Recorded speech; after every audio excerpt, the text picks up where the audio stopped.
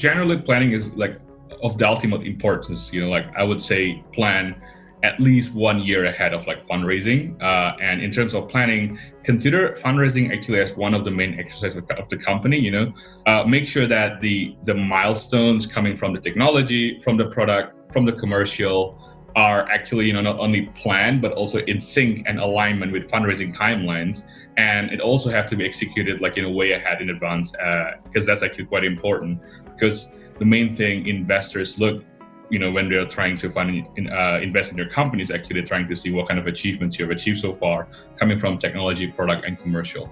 And a 360-degree planning is absolutely crucial, down to even minor aspects such as seasons, which need to be taken into consideration. So to give you an example, raising around in summer across Europe is a very, very bad idea. Same goes for Christmas.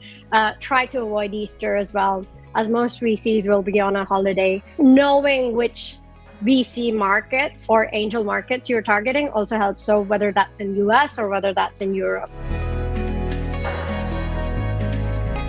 So I guess the general change happening as the company grows is like, the narrative kind of change, from the team who is going to build the solution and deliver it, to more like what is the specific solution, what kind of product is the company building, the core technology, how differentiated, how defensible it is, like the status of the patent, etc., as well as the market. Like they want to see that we are actually understanding the market very well, at least much better than compared to seed round. And another thing that actually getting much defined is actually the requirements in terms of investors, as well as like what we want to achieve to get to the Series A. Usually investors kind of like tell us they want to have certain milestones achieved for them to be able to invest for in our company. At the same time, there's also requirements coming from us, like for example, the kind of investor we want to have in Series A, it's usually kind of like strategic investors.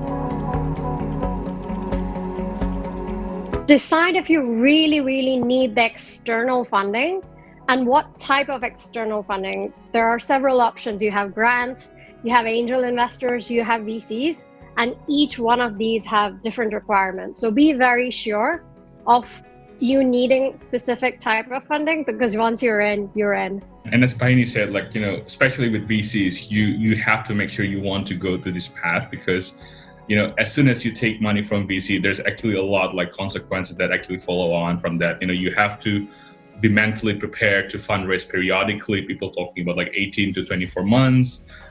You have to accept additional responsibilities now that they're actually other owners of the company.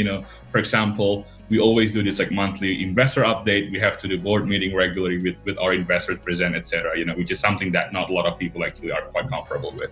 When you're fundraising, be mentally prepared to receive a lot of no's. If you cannot deal with rejection, probably don't do fundraising. And another thing that is also important that people kind of like forget is kind of like do your background research on the investors, like see whether they've invested in your competitor before, what kind of industry they're usually interested in, what are their track records, etc., because they're actually quite important. I think it's like the main difference between, VC funding or any kind of like financial instrument is like, this is like where you as a company actually get to choose the investors, which is I think very important, because investor actually decides, how the company turns out.